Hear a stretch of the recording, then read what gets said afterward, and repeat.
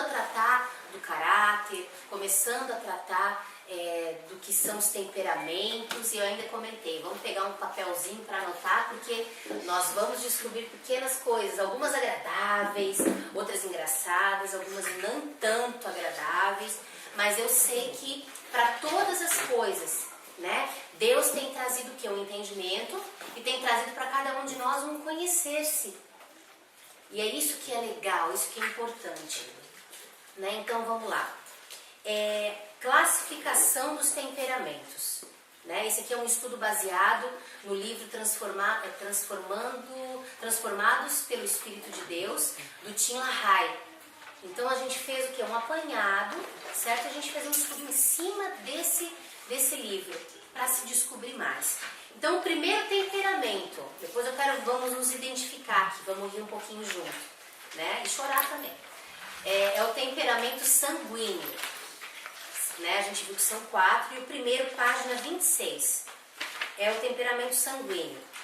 A atitude básica para com o mundo daquele que tem o temperamento sanguíneo é o da receptividade. As impressões de fora têm uma entrada sem impedimento. Esta abertura para as impressões é explicada pelo fato de as emoções serem mais proeminentes no sanguíneo. Então a pessoa sanguínea, ela é muito dada, muito receptiva, ela entende muito o que o outro está precisando, ela observa, ela consegue ver isso. Alguém já se identificou de entrada assim? Eu, assim, um dos meus temperamentos mais fortes em mim é o sanguíneo, que tem qualidades e tem nem tantas qualidades, né? Então olha só a força desse temperamento nas nossas vidas. Ele tem o poder de Deus para viver no presente. Todos nós devemos fazer isso, mas raramente o fazemos. Alguns vivem no passado, então são memórias que tomam sua atenção.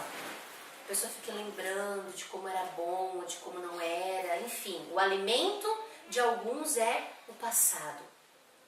Alguns vivem do futuro. Então eles estão o quê? Ansiosos. Olha que coisa, um viaja, sofre porque foi ruim ou sofre porque passou. Não tem outro tipo, né? O do futuro é ansioso, que não consegue parar, não consegue viver e aproveitar o presente, curtir os amigos, caminhar com os irmãos, presentear, ser presenteado, enfim. Parar por coisas que nem aconteceu. Exatamente, tá que nem o peru, né? Morre na véspera, né? Então nem aconteceu, já tá, meu Deus, e não. Isso é ruim para esse tipo de... Você é assim? Ó, então já tá começando a se identificar. Tem como alguém ser um pouquinho de cada um aí? Tem. Só que um sempre vai ser... Do passado e do presente. Isso. Então a gente tem que só o quê? Identificar, e daí aquilo que não for legal, entregar para Deus. Porque é até interessante você ter um pouquinho de cada um. Isso eu creio que denota um certo equilíbrio nas nossas vidas.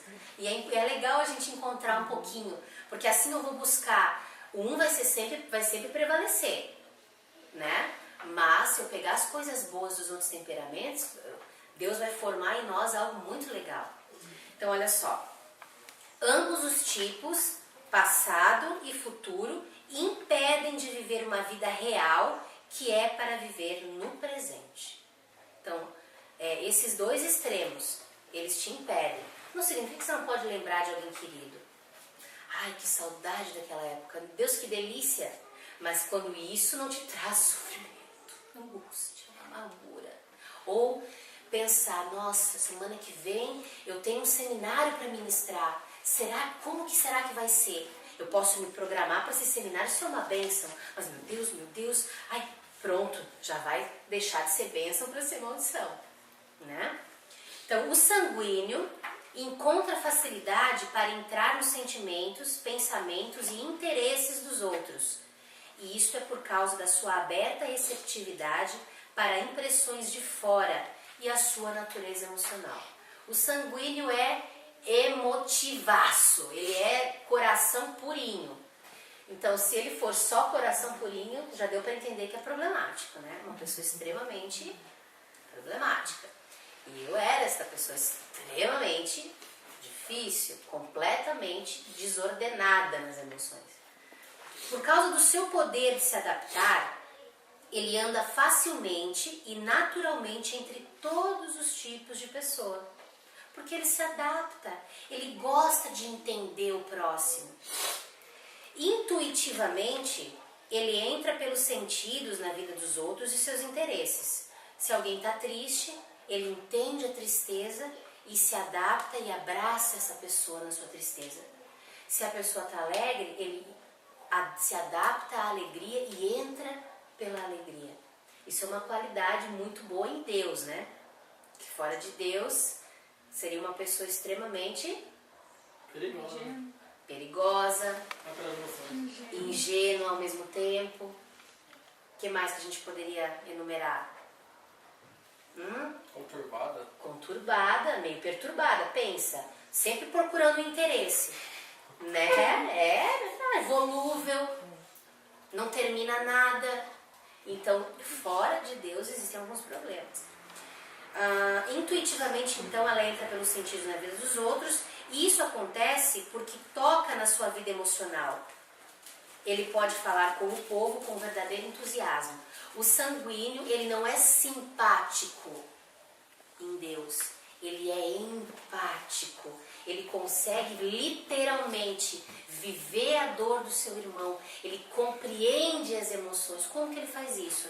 Faz parte do temperamento, e em Deus isso é mais desenvolvido. Então é fácil para uma pessoa com temperamento sanguíneo se colocar no lugar de alguém, né? Por quê? Porque toca nas próprias emoções, ela chora com os que choram, ela ri com os que riem. O sanguíneo é terno e simpático, ele pode verdadeiramente cumprir: alegrai-vos com os que se alegram e chorai com os que choram, né? Por isso é bom encontrarmos com o sanguíneo quando nós estamos alegres. Ele não destruirá a nossa felicidade pela crítica ou indiferença. Até engraçado, né? A gente usa às vezes uns exemplos. Ai, meu Deus, eu recebi uma promoção. Ai, que legal.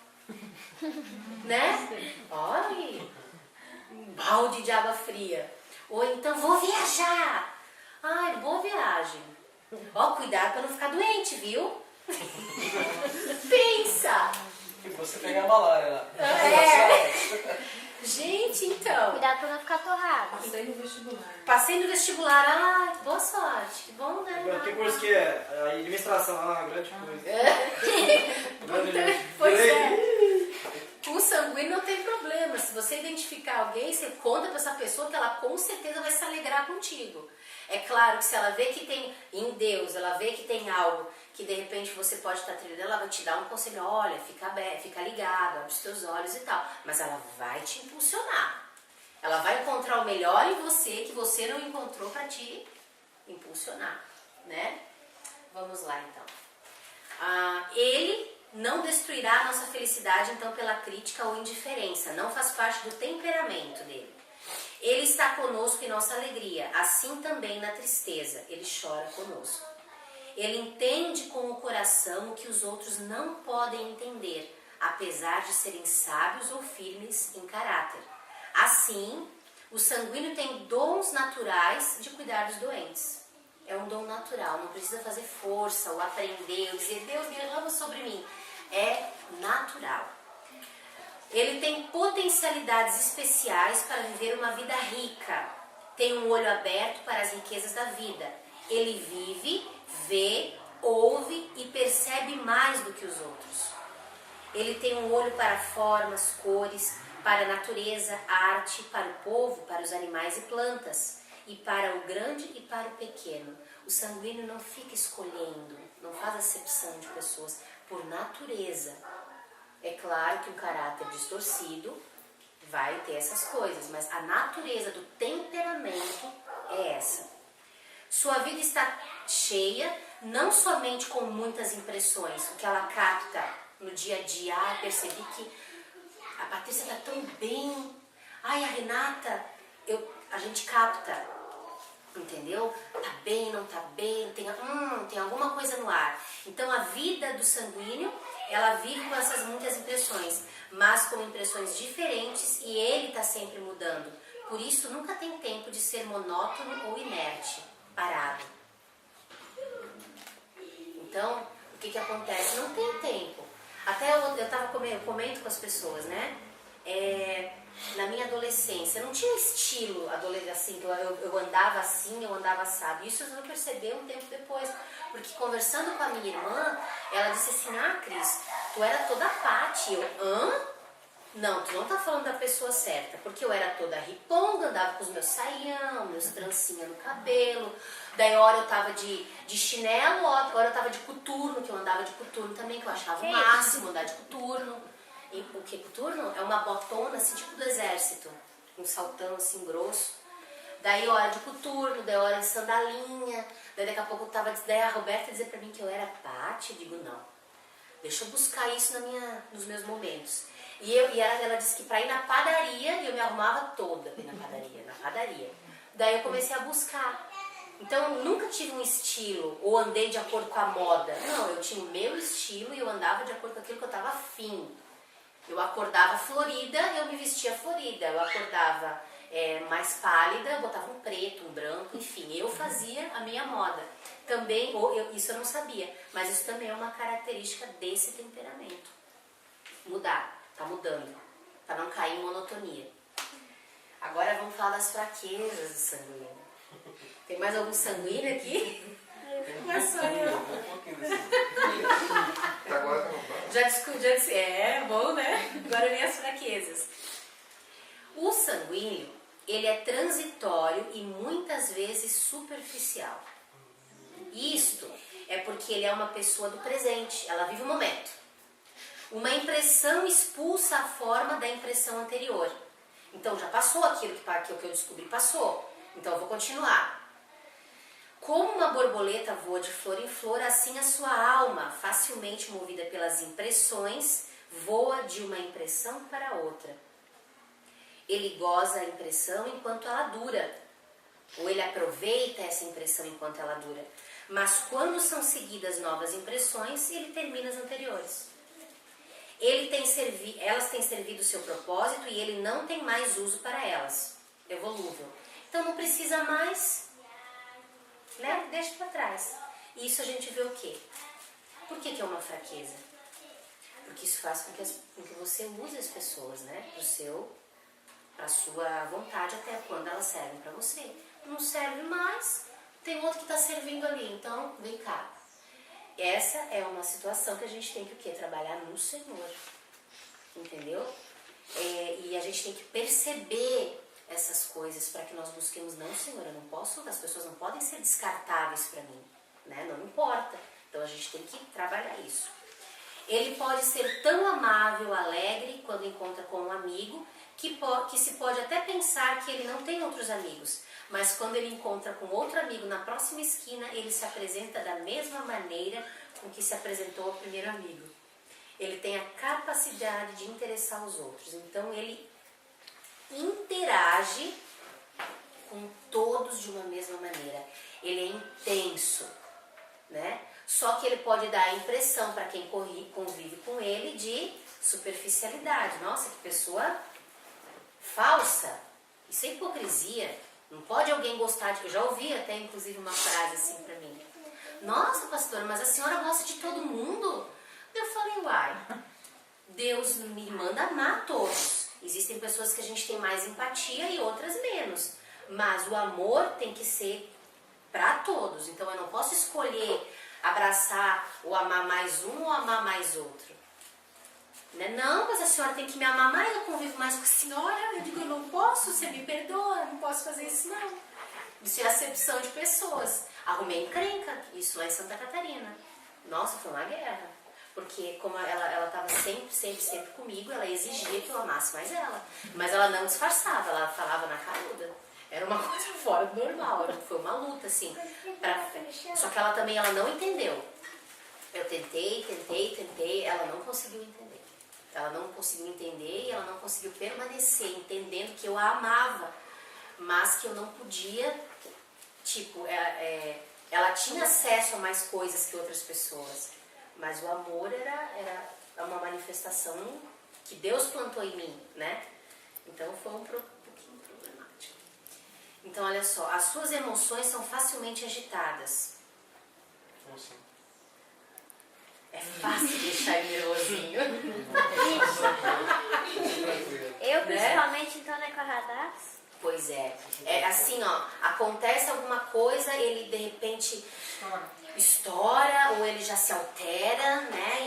E já fica nervoso, agitado e começa a se mexer. Você já percebe que as emoções são fáceis, tipo assim, uma discussão com o pai, com a mãe, com o esposo, né? O Edinho me chama de pimentinha, né? Assim, pra ter uma ideia. Então, o que acontece? Eu sei que ainda existem traços. A minha personalidade mais presente é essa. Então, existem momentos que eu dou uma espiritada, sim. Daí a crise espiritual diz o quê? Por favor, volta, né? Vamos voltar para casinha, o espírito, domínio próprio em nome de Jesus, come on, vem, né? Chama o socorro do Senhor, porque a nossa natureza é essa. Então, olha só, o sanguíneo, ele é inconstante, a maioria dos sanguíneos. A gente está falando no sentido geral, viu, gente? Vocês podem encontrar algumas coisas e não encontrar outras. Então, o sanguíneo, ele é inconstante. Não queremos dizer que ele é falso ou hipócrita, e muito menos mentiroso ou irresponsável. Nada disso. Pode dar uma impressão, mas não é isso. Sem desejar, ele esquece as suas promessas e os seus deveres, porque no momento ele está certo para cumprir, mas logo os interesses são esquecidos. Então a sua vida consiste em propósitos bons, porém incompletos. Começa algo e nunca termina. Eita! Então, o que eu estou querendo falar para você? Isso aqui era algo que me acompanhava, esse começar algo e não terminar. Sabe? Graças a Deus, hoje até assim, Deus fez algo tão tremendo que eu até, as minhas promessas, quando eu não cumpro, eu vou atrás, explico e tal, aquilo que eu compartilho com vocês. Mas isso aqui já foi muito forte na minha vida. E é real mesmo. Esquece, não é porque quer esquecer porque é irresponsável. É que ele está tão concentrado no presente que ele passou. Quer dizer, não é de propósito. Não é. É parte desse temperamento. Não significa que a gente não tem que cuidar e tal. Deu a palavra, né? Tipo, combinou algo, você tem que ir até o fim. Ou então, no mínimo, assuma a responsabilidade daquilo que você falou e explica o que aconteceu. Mas a gente precisa ter esse cuidado. Certo? Então vamos lá. Disciplina própria para o sanguíneo. Para começar a dominar algumas áreas que de repente estão fora de domínio. Sugestões para ajudar. Aonde? Sugestões para ajudar. Tópico de cima. Uhum. Então tá, vamos lá, novamente. Sugestões para ajudar o sanguíneo na vida espiritual. Obrigada. O sanguíneo é facilmente plasmado pelo ambiente. Como assim? Ele se mescla com o ambiente. Camaleão. É fácil para ele captar os sentidos dos outros, como a gente já falou. Se um sanguíneo mora com crentes, logo ele entra naquele ambiente, até contribuindo na sua conversão espiritual. Ele é aberto e receptivo para impressões. Assim ele sente emoções, por exemplo, o amor de Deus, o sofrimento de Cristo na cruz. Tudo progride depressa e facilmente, como o Senhor falou, da semente que caiu em pedregais. Vamos ler lá, gente? Mateus 13.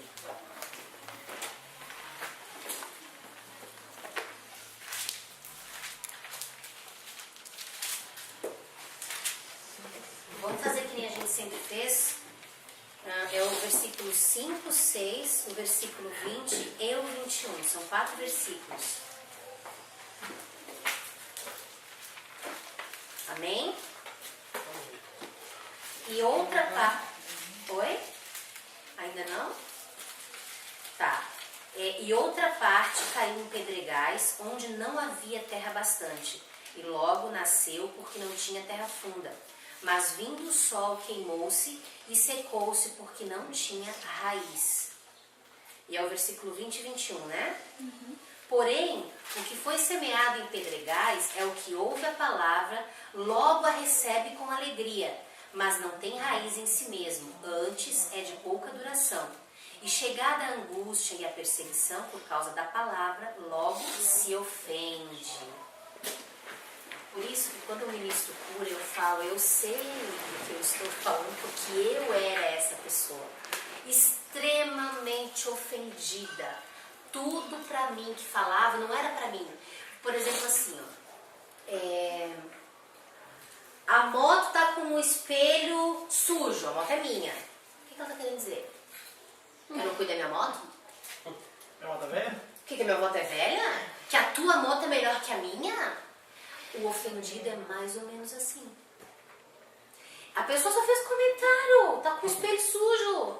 Ah, o ofendido já tá falando mal de mim, tá querendo dizer que eu não cuido, que eu não sou uma pessoa, não sei o que, tá falando mal de mim. O ofendido é assim. Eu dei um exemplo bem extremo, mas tem coisas pequeninas também, né? De repente você chega na casa de alguém e, não repara na bagunça não. Não, nem vi nada. Daí de repente a pessoa percebe que você olhou bem pro lugar que estava um paranho. Você esqueceu de limpar. O sanguíneo ofendido já disse, meu Deus, tá reparando na minha casa. Não precisa nem falar. Mas a pessoa que é ofendida, ela pesca tudo, né? Você diz que você vai pegar o negócio, vamos na esquina comprar soda, né? O ofendido gosta de coca. Você comprou soda, ela nem pensou em mim. Você não fala assim, comprou coca só? Não, comprou soda só porque eu queria coca. Vai catar alguma coisa pra mim. Sabe? Então, essa é uma coisa que assim é muito forte. Por quê? Porque não tem raiz. Por causa da volubilidade. De ser volúvel. Sabe? Não tem uma compreensão geral das coisas. Isso é complicado. Eu tinha uma coisa assim também. Quando eu vi alguém, por exemplo, conversando, por exemplo, se olhasse pra mim e voltasse a conversar, Tava falando de mim. Tava falando de mim. Não foi. Desconfiado. Certeza. Eu também era assim.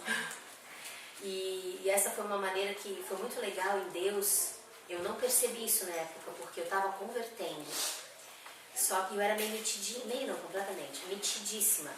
Então eu cheguei na igreja e eu esperava as pessoas virem me cumprimentar. Eu pensei, eu tô vindo na igreja, né, no ministério e tal, e as pessoas vão me receber com amor, com carinho, era tudo que eu esperava, porque eu tava carente, precisava de atenção, Menina, ninguém vinha me cumprimentar. Ninguém vinha me cumprimentar. É um menino, Tiago. Sabe? E daí o que acontecia? Ninguém vinha me cumprimentar, eu pegava, dizia assim, ninguém me fala comigo? Então deixa que eu vou. E levantava e todos cumprimentavam um por um.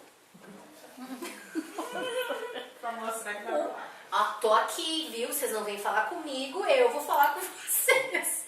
Errado? Fica à vontade, querido. Errado? Completamente. A motivação do coração destruída, acabada. Porém, graças a Deus, que Deus transformou essa maldição e essa motivação errada em bênção. Porque isso quebrou em mim a autopiedade. Porque eu sempre parava para os outros estão falando de mim, tipo, que nem a Renata comentou. Estão comentando alguma coisa, então estão falando de mim. O que eu passei a ver? Em vez de eu parar e pensar e imaginar algo, eu dizia assim, quer saber? Eu vou lá e vou participar da conversa. Sério? Gente, tudo era motivo para mim ir para um canto chorar, para mim me achar horrível. Eu vivia isso o tempo todo. Eram 24 horas, 24 horas que a gente dorme, né?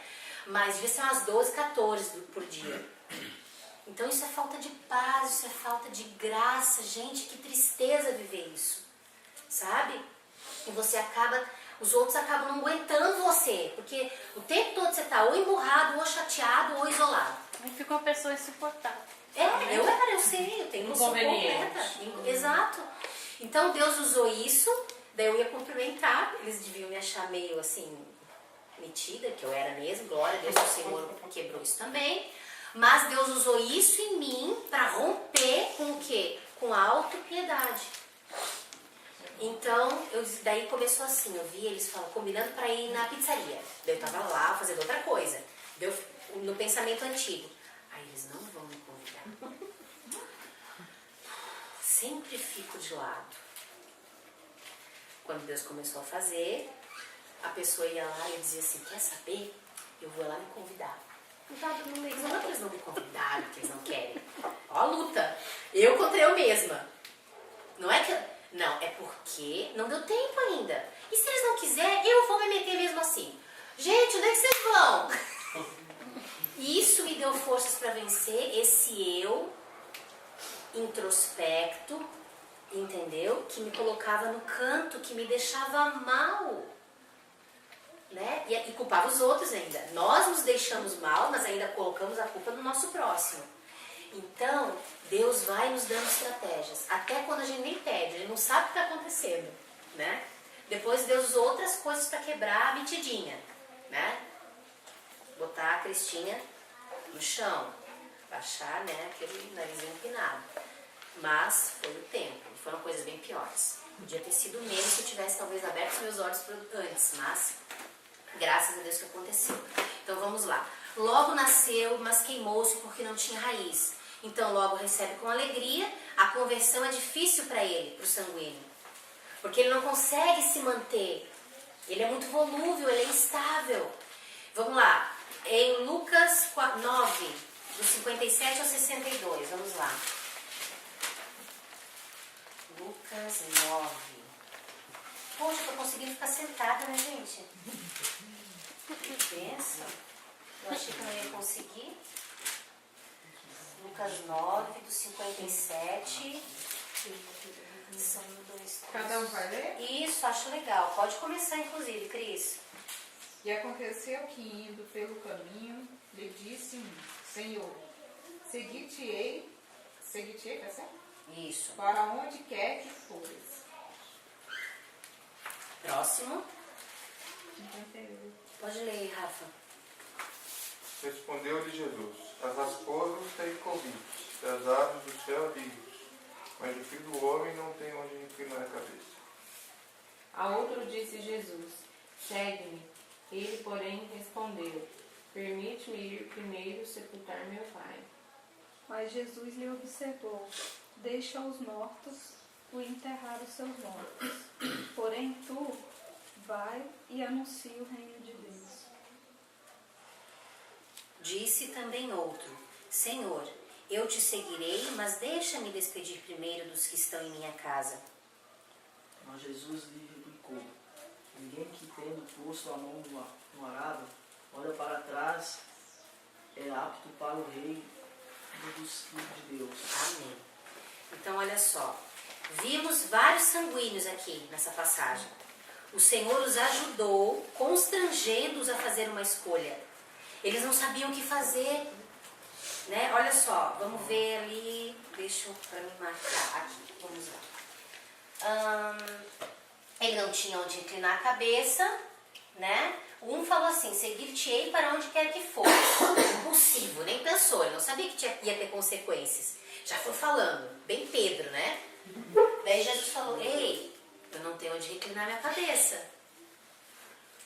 Certo? Não tenho onde dormir, eu não tenho morada, não tenho parada. O outro falou, daí disse ao outro: segue-me. Mas ele respondeu: Senhor, deixa que primeiro eu vá e enterre meu pai. Ó, tem um mas ali.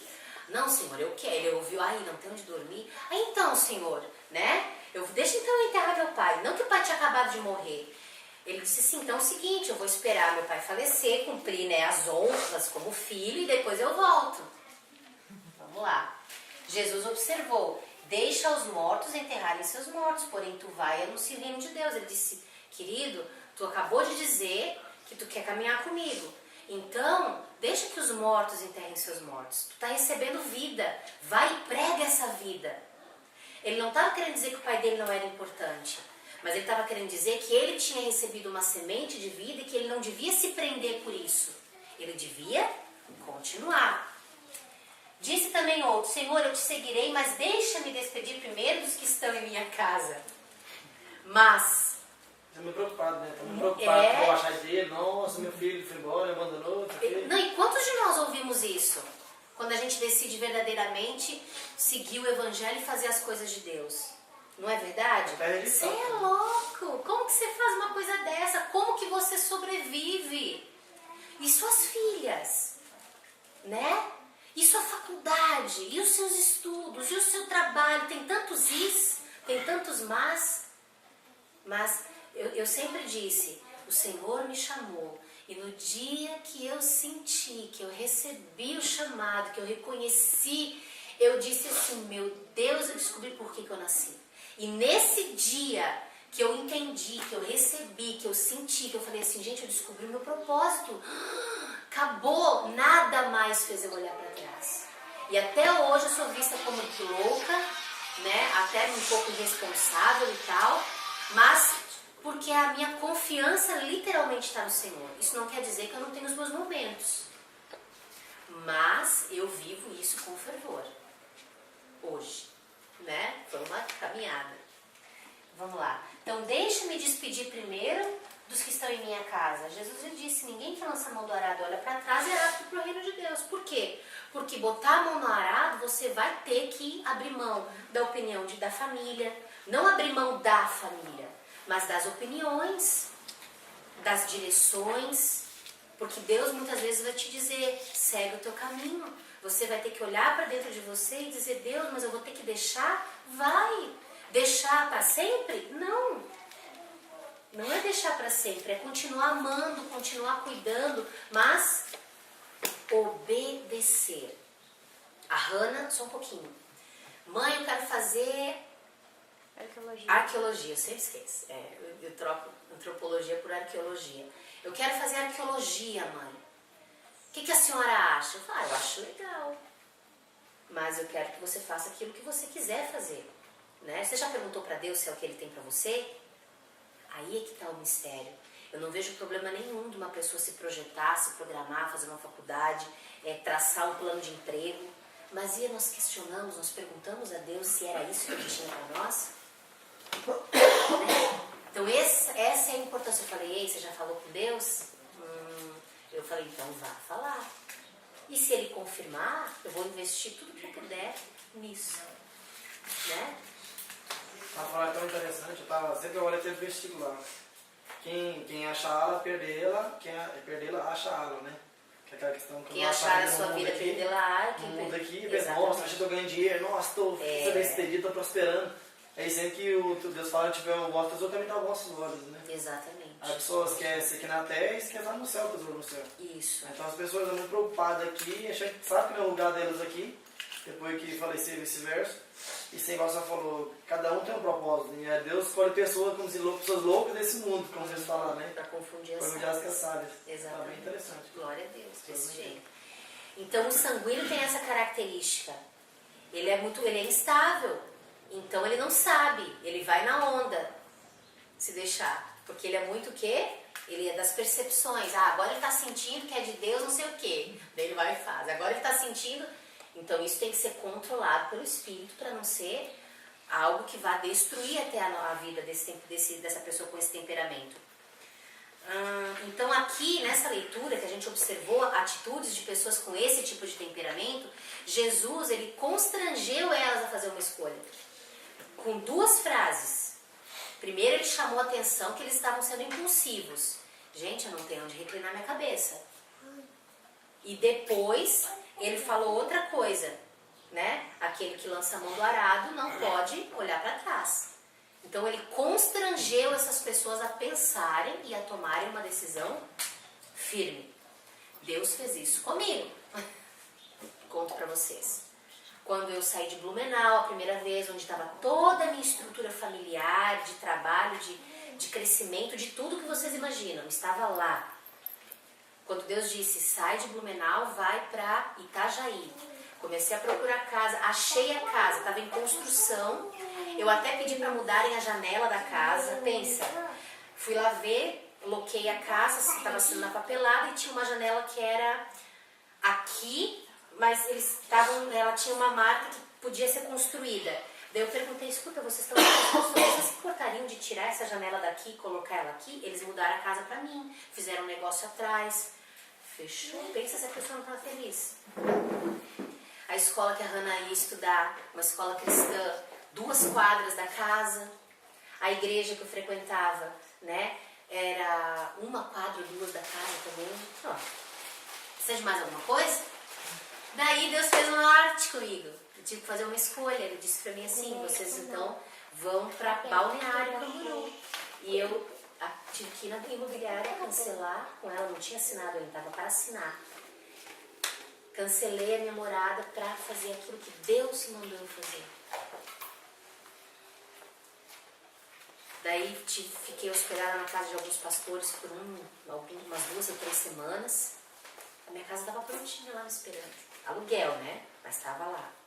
Então Deus começa a fazer essas coisas para que a gente tome decisões em obediência para romper com essa fraqueza, entendeu? Dessa inconstância. E confiar. Meu Deus, eu não tinha nada certo. Depois morei numa casa, a coisa mais bonitinha, era rosa com branco. A gente chamava da casa da Barbie. Minha casa era rosa com branco, não disse. Eu sempre fazia de bonito. Sabe, rosa bebê, assim. Então a gente morou lá 1 ano, né, filha? A Hannah era bem pequena. Nós moramos lá 1 ano, eu creio. Então Deus, ele constrange a gente a fazer escolhas. O que você quer? Daí depois de Balneário eu vim para Goiânia. Né? Aconteceu também na nossa vida. Daí o Edinho falou, você vai? Eu falei, querida, onde você for eu vou.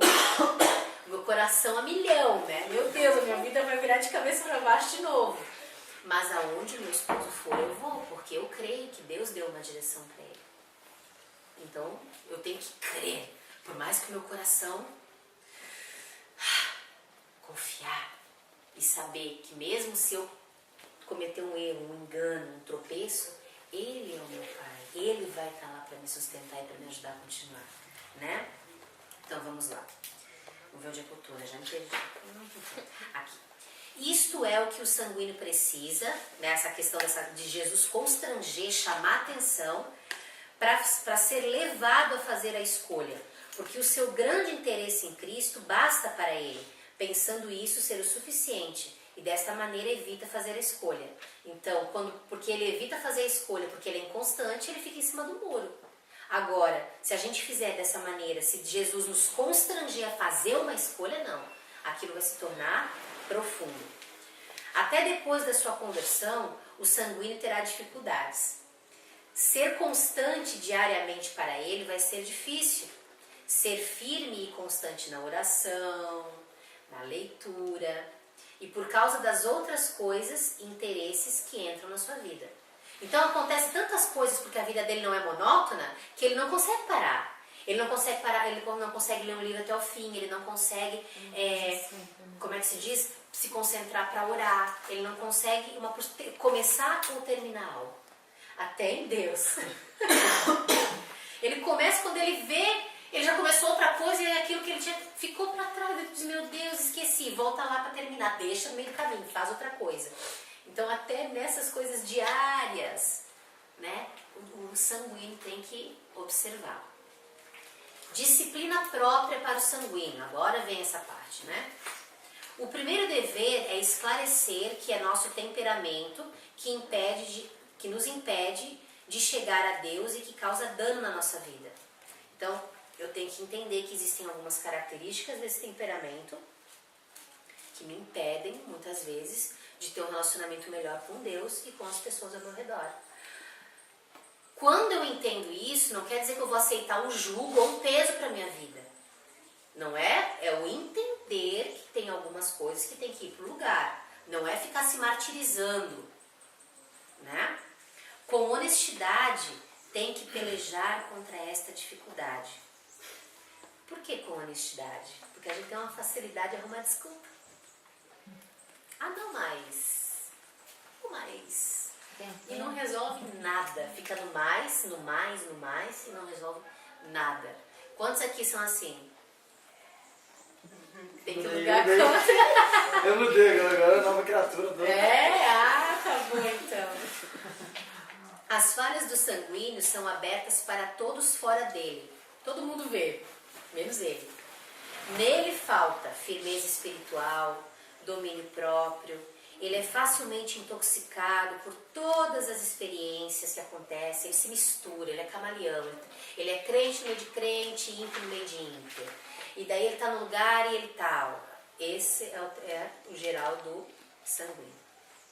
Ele está no meio no trabalho, ele se mescla no ambiente de trabalho e age de acordo com o trabalho. Ele está na igreja, ele se mescla no meio da igreja, ele age de acordo com a igreja. Dupla personalidade. Tripla, quádrupla, quíntupla, né? Enfim, ele se mescla nos ambientes. Isso é perigoso. Agora pode confundir, né? Não sabe quem que é. É. Tá virando mundo desses triplos, desses quadros. Verdade. Então ele é facilmente intoxicado por todas as experiências e perde a firmeza e a estabilidade, a coerência e a continuidade na sua vida. As coisas que ele faz não têm sentido, nem para ele, nem para quem está convivendo. Por quê? Não entende o que está acontecendo com essa pessoa. Uma hora está assim, outra hora está assado, né? Não que nós não possamos mudar, mas assim, o temperamento descontrolado nessa questão aqui, ele acaba deixando a pessoa em conflito e os que estão ao redor em conflito também. Logo, orar por ele é crucial para que o Espírito Santo desça sobre ele e lhe dê domínio próprio, firmeza espiritual e todos os outros dons que o Espírito quiser lhes dar. Ele precisa de treinamento com perseverança. Aleluia. 1 Coríntios 9, 27.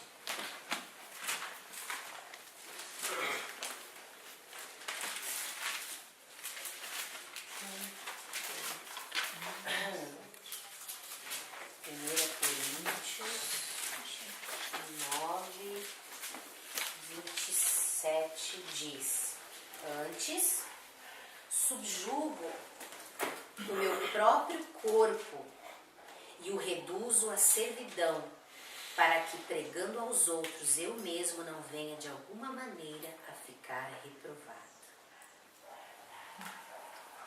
Tremendo, né? Alguém tem alguma outra versão? É a Bracas. Lê ali para nós. Trato o meu corpo com severidade e faço dele o meu escravo, para que, ao anunciar as boas novas a outros, eu mesmo não seja desqualificado. Mais alguma versão diferente? Mas esmurro meu corpo e o reduzo à escravidão, para que, tendo pregado aos outros, não venha eu mesmo a ser desqualificado. Ficou bem claro, né? Então aqui eu creio que o Espírito de Deus está querendo mostrar o quê? Que ele precisa de treinamento com perseverança, porque se ele não tiver essa perseverança provada, ele não vai conseguir fazer isso que nós lemos agora, que é subjugar o próprio corpo, entendeu? E viver o que ele prega. Porque uma hora ele é uma coisa, outra hora ele é outra hora ele é outra. Então, a perseverança diária, a luta, ela vai construindo músculos espirituais. Para quê? Para vencer e para chegar na conquista do que Deus quer para cada um de nós. Eu tenho certeza que cada um de nós aqui presente tem as suas labutas diárias e tem coisas que nem são tão fortes, mas são situações que acontecem para nos trazer esses músculos espirituais, para que a gente se compreenda, né? E possa negar a nossa carne, esmurrando ela, para que a gente não comece a pregar. Eu estou aqui pregando para vocês e eu mesma não caia o quê?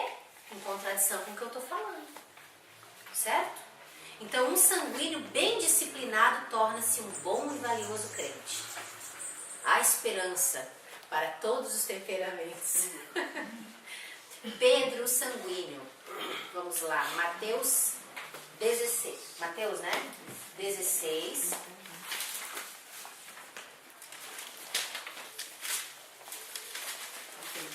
Agora a gente vai dividir. Eu começo a ler, daí para a esquerda, sentido horário, tá, Fabi? Daí nós vamos andando para fazer a leitura. Mateus 16, a partir do versículo 13 ao 20. 16, vamos lá, 13. E chegando Jesus às partes de Cesareia de Filipe, interrogou os seus discípulos, dizendo: Quem dizem, ai linda essa passagem, amo ela. Quem dizem os homens ser o filho do homem? E eles disseram, uns João Batista, outros Elias, e outros Jeremias, e um dos profetas. Disse-lhes ele, e vós, quem dizeis quem sou? 16. Pedro, né? Respondendo Simão, Pedro disse: É ele. Pode ler. É assim. Porque a minha tá traduzida em hebraico, tá um estranho aqui. Ah, é assim, né? Em ordem. Né? Vai, Rafa, você então, 16. Simão Pedro respondeu: Tu és o Cristo, o Filho do Deus vivo. Cris? Jesus respondeu e disse: Bem-aventurado és tu, Simão Barjonas, porque não foi carne e sangue quem te revelou, mas meu Pai que está nos céus. E eu lhe digo que você é Pedro, e sobre esta pedra edificarei minha igreja, e as portas do Hades não poderão vencê-la. Pode ir, Tiago. Dar-te-ei as chaves do reino dos céus. O que ligares na terra terá sido ligado no céu, e o que desligares na terra está sido desligado no céu. Renata. 20. Então advertiu os discípulos de que a ninguém disserem ser ele o Cristo. Certo. Então ali houve uma manifestação de Pedro, certo? Por que que Pedro soube? Deus revelou para ele. Mas Pedro, com temperamento sanguíneo, ele é o quê? Perceptivo às impressões. Então é mais fácil o discernimento por causa dessa percepção. E em Deus, né? Que no mundo pode virar uma grande bagunça, que percebe daí tudo, até o que não presta. Então, Deus revelou. Ali só está mostrando o que? A percepção de Pedro. Como que Pedro era no temperamento dele. Depois do Senhor Jesus Cristo, Pedro é uma pessoa que mais sobressai nos evangelhos. Característica típica de um sanguíneo de chamar a atenção por onde passa. Dentre os discípulos, é o que deixa seus defeitos visíveis a todos. No momento ele é amável e alegre, e no outro ele assusta com as suas atitudes. Falava mais que os outros discípulos, o Senhor conversava muito a miúde com ele. A miúde é bem próximo, bem pertinho. Teve a ousadia de repreender o mestre. Vocês lembram disso? Quando Pedro repreendeu Jesus, que não era para ele ir para Jerusalém, Jerusalém diz assim, arreda diabo. Ah, assim, Né? pensa também o que tu faz lá, pensa na sua vida, nesse próprio, sua vida aqui na terra, faça em mim, Satanás. Exatamente. Sabe o que eu penso, tá? Tu és um diabo. Não, o diabo que ele fala é para Judas, ele só fala arreda mesmo. Isso, é verdade. Agora, Satanás também, arreda-me, Satanás. Arreda, Satanás. O que eu penso, as coisas. Então, a gente vê, mas assim, ele não parou, ele não teve medo de dizer o que ele pensou. O sanguíneo é assim. Ele não tem medo, ele realmente fala. Testemunhou e recebeu louvor tão pessoal do Salvador, nesse caso aqui que a gente acabou de ler, certo? Quando experimentou a plenitude do Espírito Santo, não só foi o homem de maior influência na igreja dos primeiros tempos e um desafio para os cristãos, exemplificando o que o Espírito de Deus pode fazer com uma vida entregue a Ele. Agora, algumas características do Pedro sanguíneo. Gente, nós vamos conseguir ver só o sanguíneo mesmo, e ainda vamos passar do horário, o Edinho pega eu. Vamos lá, mas a gente vai ter que abrir, tá? Porque pra gente ler os versículos e entender o que quer dizer isso. Vamos começar por aqui, Hélio. Mateus 4:20. Mateus 28. 14. Não, isso, obrigada. Mateus 14, 28 e 29, Patrícia. Tu lê junto com ela? Ah, é? Mateus 16. Ah, mas tu tá sem Bíblia, né, mana? Mas eu leio. Tá. Mateus 28 e 29, pra gente ser mais rápido. Hannah. Mateus 17. Do 1 ao 13. Do 1 ao 13. Camila, João 18, 10. Renata, Mateus 28, 6. Daí vocês dois, pra gente ser mais rápido, tá? Mateus 28, 6. Cris, Jó, não é João, Jesus? João. João 26. Rafa, João 21, do 1 ao 11. Até aí então, por enquanto, gente. Essas leituras que a gente vai fazer é para testificar da impulsividade desse temperamento, tá? Então, Mateus 4:20. Então eles deixaram imediatamente as redes e o seguiram. Só um pouquinho. Imediatamente, eles nem pararam para pensar. Temperamento sanguíneo. Pode ler, Patrícia. Mas Jesus imediatamente lhe disse: Coragem, sou eu, não tenham medo. Senhor, disse Pedro, se és tu, manda-me vir ao teu encontro por sobre as águas. Ok, então aqui foi a reação de Pedro ao ver Jesus andando sobre o mar. Ah, é tu? Então me chama que eu vou. Quero ir também. Eu também quero. Mateus 17, do 1 ao 13, Hannah. 6 dias depois, tomou Jesus consigo a Pedro e aos irmãos Tiago e João e os levou em particular a um alto monte. E foi transfigurado diante deles. O seu rosto resplandecia como o sol, e as suas vestes tornaram-se brancas como a luz. E eis que lhe apareceram Moisés e Elias falando com ele. Então disse Pedro a Jesus: Senhor, bom é estarmos aqui. Se queres, farei aqui 3 tendas. Uma será tua, outra para Moisés e outra para Elias. Falava ele ainda quando uma nuvem luminosa os envolveu. E eis vindo da nuvem uma voz que dizia: Este é o meu filho amado, com quem me comprazo. A ele ouvi. Ouvindo-a, os discípulos caíram de bruços, tomados de grande medo. Aproximando-se deles, tocou-lhe Jesus, dizendo: Erguei-vos, e não temais. Certo, até aí? Não. Já leu até o 13? Não, tá no 7. Tá. Então eles, levantando os olhos, a ninguém viram, senão Jesus. E descendo eles do monte, ordenou-lhes Jesus: A ninguém conteis a visão, até que o Filho do Homem ressuscite dentre os mortos. Mas os discípulos o interrogaram: Por que dizem, pois, os escribas, ser necessário que Elias venha primeiro? Então Jesus respondeu: De fato, Elias virá e restaurará todas as coisas. Eu, porém, vos declaro que Elias já veio, e não o reconheceram. Antes fizeram com ele tudo quanto quiseram. Assim também o Filho do Homem há de padecer nas mãos deles. Então os discípulos entenderam que lhes falaram a respeito de João Batista. Então, aqui fala da atitude dos discípulos diante da transfiguração. Eles não entenderam, primeiramente, a parte espiritual. Eles já quiseram, então, construir uma casinha e vão ficar aqui, né? Vão ficar congregando, tá tão gostoso. Isso até fala das nossas... do fato da gente, muitas vezes, ficar acomodado na situação. Poxa, Jesus, Elias e Moisés, para que sair daqui? Vou ficar aqui. Né? E a gente sabe que em seguida, na descida deles e tudo mais, foi a cura aqui do lunático, né? Então aconteceram várias coisas seguidas da revelação do que foi a transfiguração.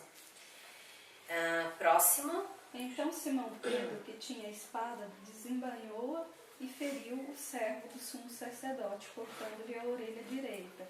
E o nome do servo era Malco. Então a reação de Pedro, né, com a prisão de Jesus. Arrancou a espada e cortou a orelha de Malco. Mateus 28, 6. Ele não está aqui, ressuscitou, como tinha dito. Vim de ver onde ele jazia. Então o que aconteceu? Eles ficaram surpresos. Eu vim ver onde ele estava. Então o saber da ressurreição de Jesus. João 26, acho que fala a mesma coisa, né? Mas lê ali. Chegou, pois, Simão Pedro, que o seguiu, e entrou no sepulcro e viu no chão os lençóis. Então a maneira como eles reagiram. Saíram correndo para contar para todo mundo, né? João 21, do 1 ao 11. Depois disto, Jesus se manifestou novamente aos discípulos junto ao mar de Tiberíades. Manifestou-se assim. Estavam juntos Simão Pedro, Tomé, chamado Dídimo, Natanael de Caná, da Galileia, os filhos de Zebedeu e outros 2 discípulos. Disse-lhe Simão Pedro: Vou pescar. Disseram-lhe eles: Nós também vamos contigo. Saíram e entraram no barco, mas naquela noite nada apanharam. Cedo de manhã Jesus se apresentou na praia, mas os discípulos não o reconheceram, que era Jesus. Então Jesus lhe disse: Filhos, tendes alguma coisa de comer? Responderam-lhe: Não. Disse-lhes ele: Lançai a rede à direita do barco e achareis. Lançaram-na então e já não podiam tirar a rede, por causa da quantidade de peixes. Aquele discípulo a quem Jesus amava disse a Pedro: é o Senhor. Assim que Simão Pedro ouviu que era o Senhor, cingiu-se com a túnica, pois se havia despido, e lançou-se ao mar. Os outros discípulos seguiram no barco, puxando a rede cheia de peixes, pois não estavam distantes da terra, senão quase 200 côvados. Quando saltaram em terra, viram brasas acesas, tendo por cima peixe e pão. Disse-lhe Jesus: trazei alguns dos peixes que apanhastes. Simão Pedro entrou no barco e puxou a rede para a terra, cheia de 153 grandes peixes, e mesmo sendo tantos, a rede não se rompeu. Ok. A gente vê então aqui o que aconteceu. É o João 21, né? Do 1 ao 11. O que aconteceu com eles quando eles se encontraram, certo? Deixa eu só falar uma coisa aqui, para mim testificar aqui, João 21. Eu não tinha nem aberto, gente.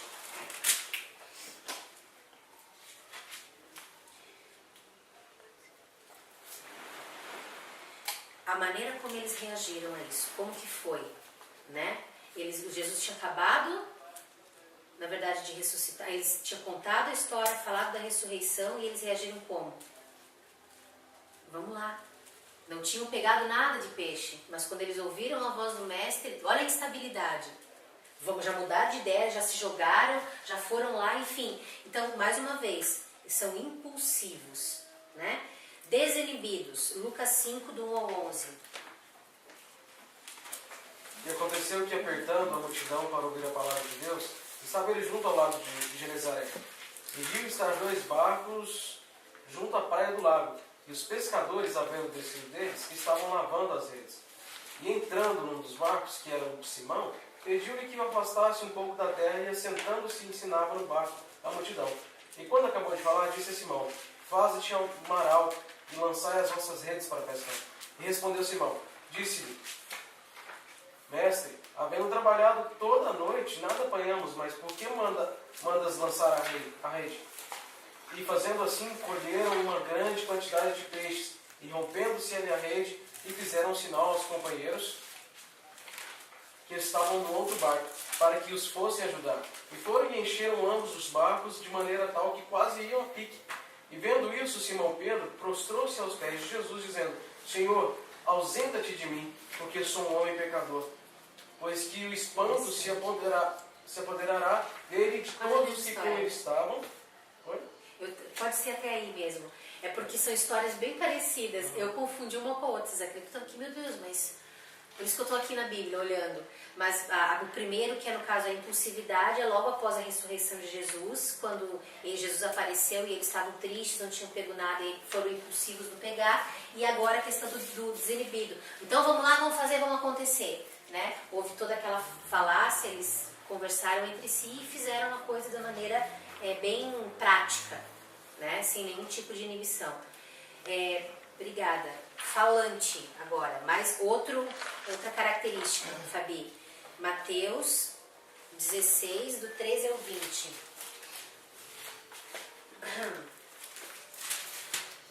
Esse aí foi o texto que nós compartilhamos agora. Agora? Então nós já lemos. Já. João 6,66, então. Obrigada. A gente está repetindo. Alguns textos estão repetidos mesmo. João 6. Isso.